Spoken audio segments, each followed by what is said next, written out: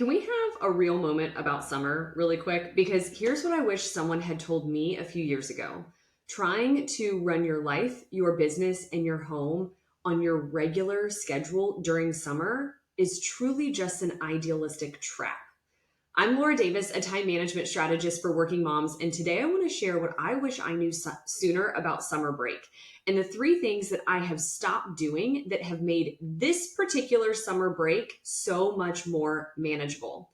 And as a quick side note, if summer has you feeling like you need someone to actually help you map this chaos out, I have VIP planning days officially open for summer. We will plan out your entire next quarter together so that you can enjoy the rest of summer and still feel on top of things going into the fall. You can sign up for your VIP planning day at thelauraddavis.com/VIP. All right, let's get into today's episode because it is a good one. Now, up until this year, summer break has honestly been just like the rest of the year, right? Like Harper was in daycare full time. So summer never really felt any different from the rest of the year. However, this year, she just finished up kindergarten. And so she is in summer camp that's at a daycare this summer. So it is very similar to full time school. However, it feels different. Up until this summer, it was really easy and honestly kind of like low key to entertain her and keep her busy after work and on the weekends, right? But this summer and just summer break in general, when you have elementary school aged kids, it brings different energy. It brings different capacity for me as a mom and a parent. And it also brings different priorities in life and in your business, right? And so just because your kids are in full-time care during summer doesn't mean that it feels like business as usual. And so as I mentioned, Harper is in summer camp at a local daycare Monday through Friday, just like she would be during the school year. But like I said, this summer feels totally different than summers in the past. After camp, Harper wants to go to the pool. She wants to hang out with her friends in the neighborhood. She wants to go on adventures with mom and dad. We all want to do vacations that we don't normally do during the school year. And our weekends are filled with birthday parties, get-togethers, day trips, family outings. And all of this is so wonderful, but I also have to be really strategic and intentional about carving out time to work on Time Management Academy and deliberately resting and recharging. And so this is what I had to learn this summer break is that it is okay to need full-time care. And it's okay that even with that full-time care, you still feel the need to strategically deprioritize certain aspects of your life. And so I want to give you that reassurance that if you are a working mom and you're working full time and you have a side business and your kids are in full time care this summer, you are not doing summer wrong. But your strategy might need to flex a little bit so that you can still focus on the things you need to focus on and have a really good time with your kids while they're not in summer camp, right? So here are some things that I have stopped doing to help me stay in momentum with my business during summer break while still have a heavy focus on having fun. The first strategy is that I shifted my business expectations for summer, and I did that on purpose. Now, normally I am a full speed ahead kind of gal with my business goals, right? But this summer we moved into a new house. Harper's schedule is busier than ever. That girl has a social calendar that everyone would be envious of. I don't know how that happened. And we also want to spend a lot of time as a family together because we know that come fall and winter, we are exceptionally busier than we are during the summer. And I don't want to miss any of it. So instead of launching something in my business or building something new in my business, I am focused on behind the scenes work right now.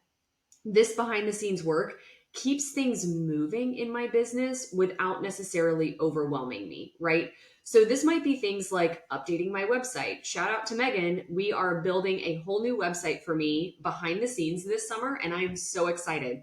I never would have been able to do this project during the school year, ever. I just wouldn't have. So it waited until summer.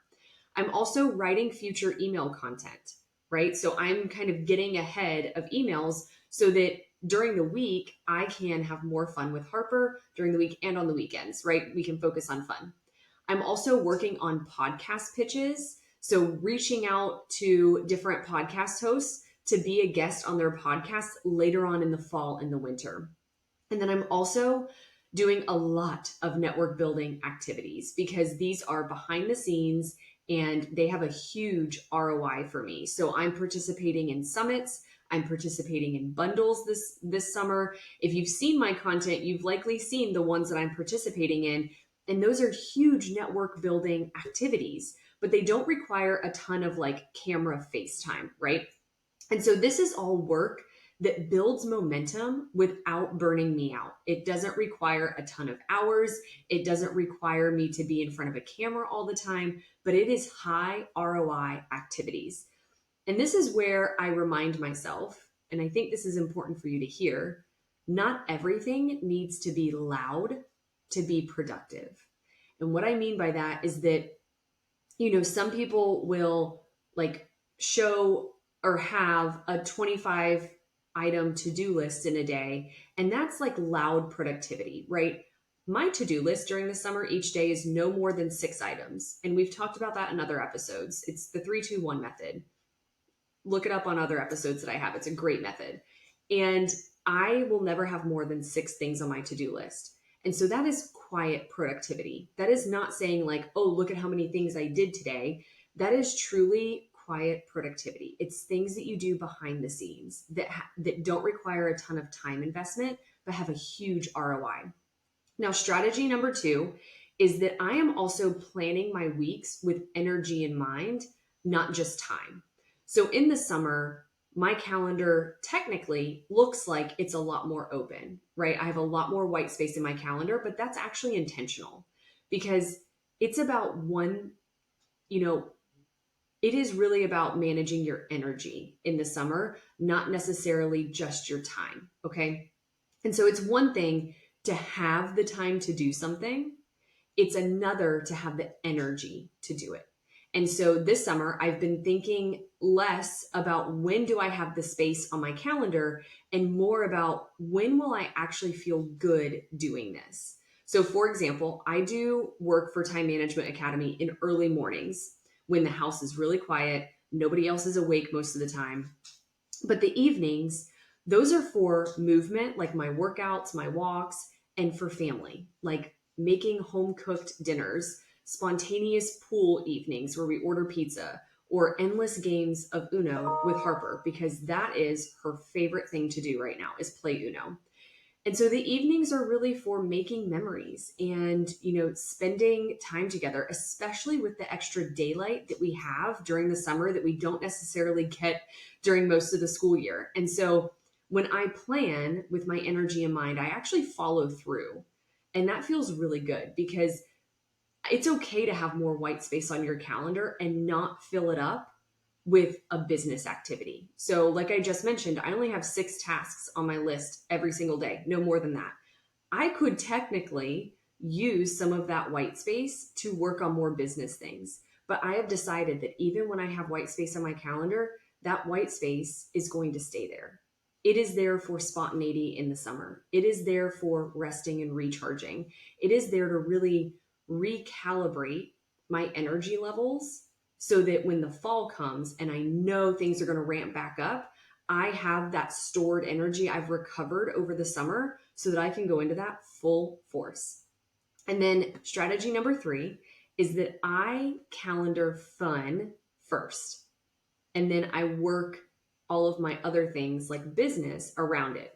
So outside of summer break, I prioritize big things first, right? Like work trips, launches for Time Management Academy, holidays, things like that. And family and personal life have always come first for me when I'm managing my time. But this summer, I decided to make fun my number 1 priority. So I mark off family trips, play dates, like with Harper, girls' nights, pool outings, even like going to Target and just going to a coffee shop by myself. I mark those things off first. Then I layer in the rest of my life, like my full time job, my business, my hobbies, anything else that comes up this summer goes around all of that fun that I want to have. And if you don't plan for fun, it is truly just not going to happen. It might happen occasionally, but not as much as you likely want it to happen. But when you prioritize it, you show up better everywhere else because you know that your life is filled with fun. Now, this doesn't mean that in the fall and winter and during the school year that we don't have fun, but it does mean that we can't really have as much fun, if I'm being honest. Like, I don't want to be one of those people that lies to you and is like, no, no, no, we have the same amount of fun all the time. The school year is busy. The fall is busy. It's busy in my corporate job. It's busy for Harper with school. It's busy in Time Management Academy because we have the September cohort and I only offer those cohorts twice a year. So the fall is a busy, busy time for us. But when I know that that busy time is coming, then I can say, okay, that's fine.